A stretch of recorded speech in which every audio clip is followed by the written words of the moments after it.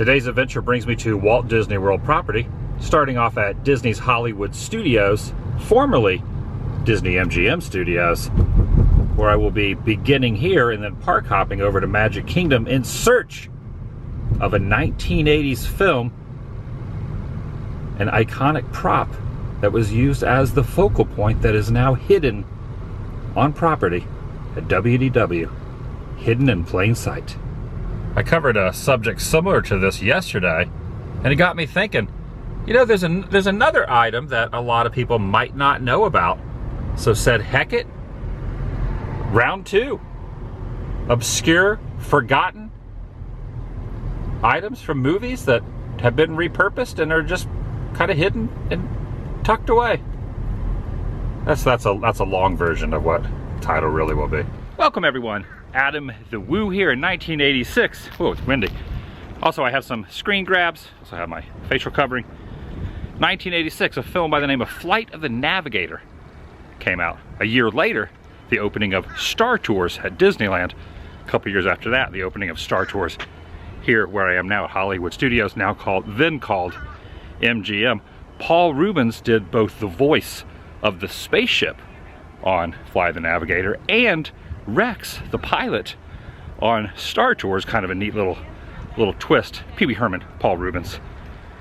And the ship, the one of the two, now as much research as I have done, I've always heard rumors that there were two spaceships, screen used, that used to sit on this park's property.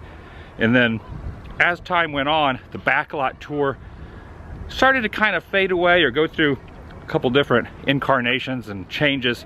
And one of those ships was, no pun intended, shipped over to Magic Kingdom and is now sitting near the PeopleMover. But I love the film.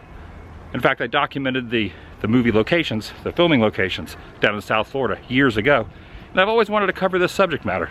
And now I'm doing it. I'm inviting you to join me. Let's mash up some stuff.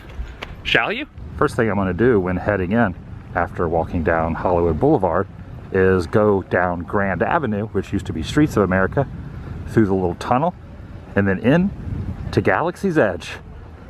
There's two spots in Galaxy's Edge that I want to showcase, kind of then and now. And the reason to stop back in here is because this is where the Boneyard and Backlot Tram Tour, well, in this general vicinity, I'll pinpoint exactly momentarily where the two spaceships were. Kind of neat that there still are spaceships back here as well. There were a couple different versions over time of the Boneyard and the Tram Tour, and I'll show both of those spots. Seems to be some troopers out here guarding where the second spot was. I'll walk back over here momentarily, but it was located kind of where the entrance to the Droid Depot now stands. More on that in a minute. Now I can finally recall very vividly, hundreds of times in my youth, taking that tram tour right by where the Falcon now sits. It is also very peculiar and interesting. The Falcon is in the same spot as two other iconic pieces. I'll explain. Just to give a little perspective, this is what the ship looked like. This is a screen capture there. And you can see it's sticking the head out of the front portion. So there were two of these, and for a while both of them were more or less a few feet from where I am currently standing in front of the Falcon.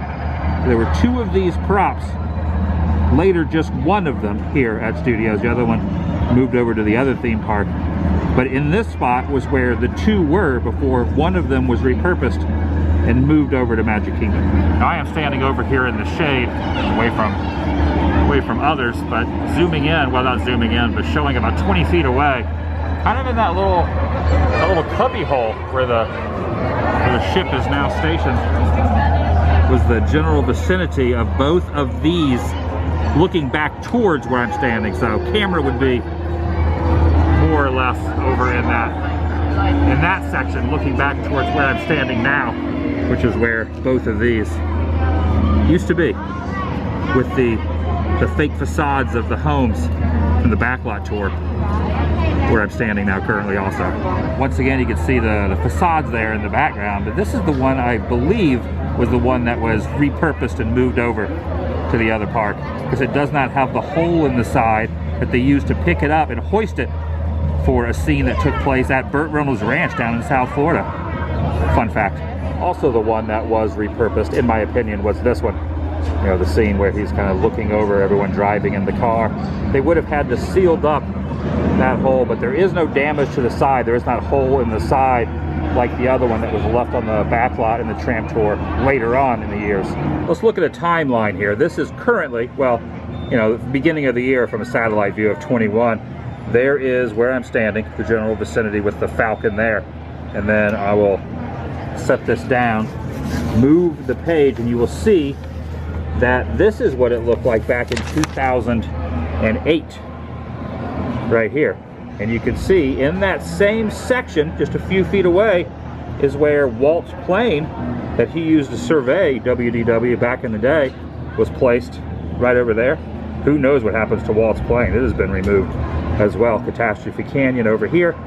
But right about in the center of the screen is the Falcon. Now let's go back a few more years to the Flight of the Navigator days. Clearest one I could get was from 1995. This is Catastrophe Canyon, to use as perspective from the other one. And the photographs I showed of the spaceship from Navigator is right down there. These little blurry sections right over, kind of about in the center of the screen, were where the two were, and then one was moved and the one still remained until a few years later when they were moved up by where Droid Depot now sits. Also in this current spot, you still see the little waterway that was there that led from the tram route to Catastrophe Canyon over to the behind the scenes there of the homes that were used in TV shows and movies on the backlot tour.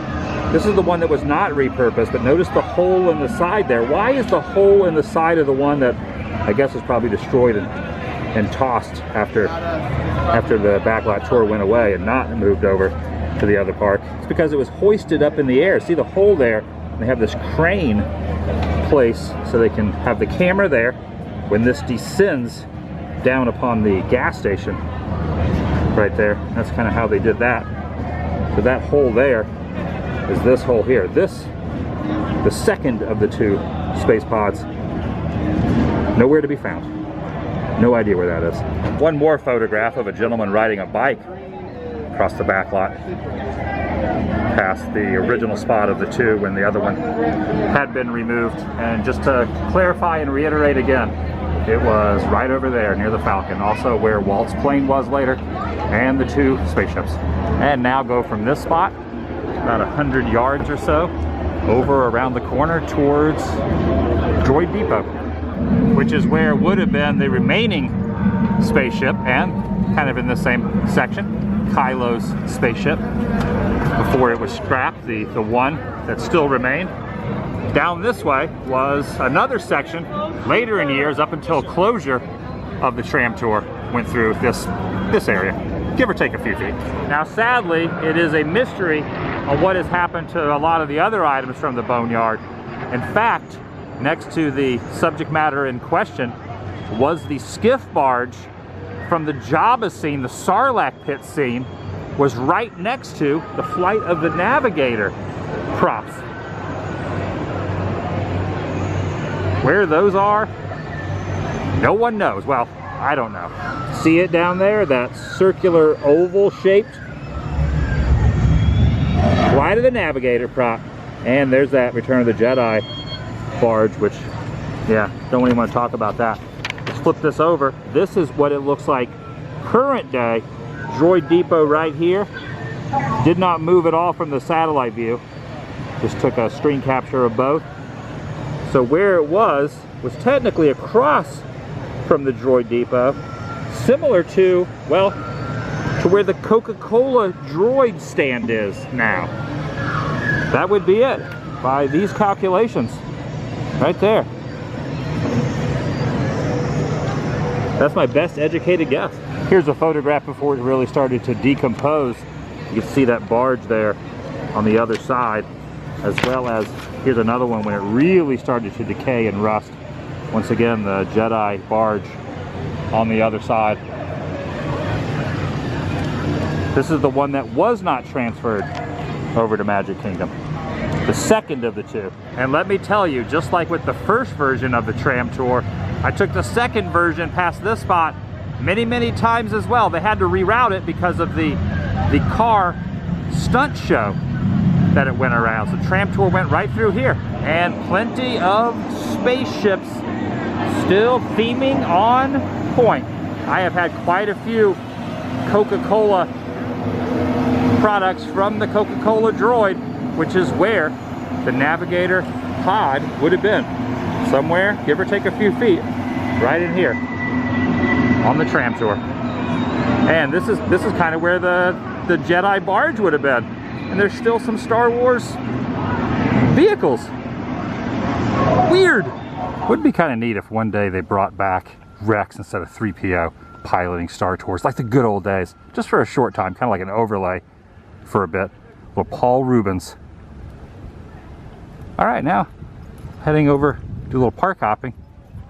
Also, side note, Paul Rubens was credited as Paul Mall doing the voice of Max, the spaceship's name in Navigator.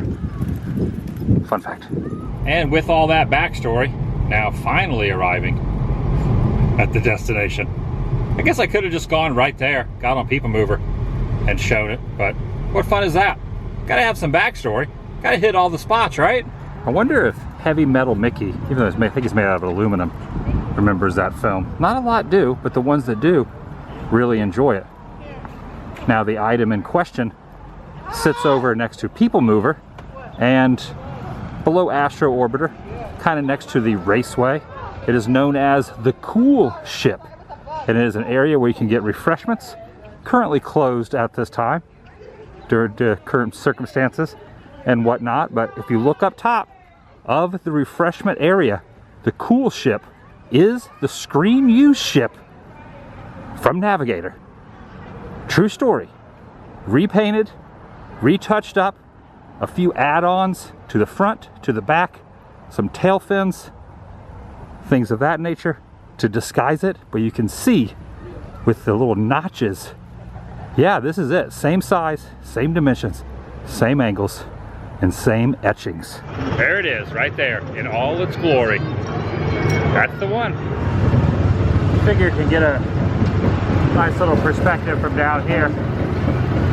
Now they have done one heck of a job disguising it.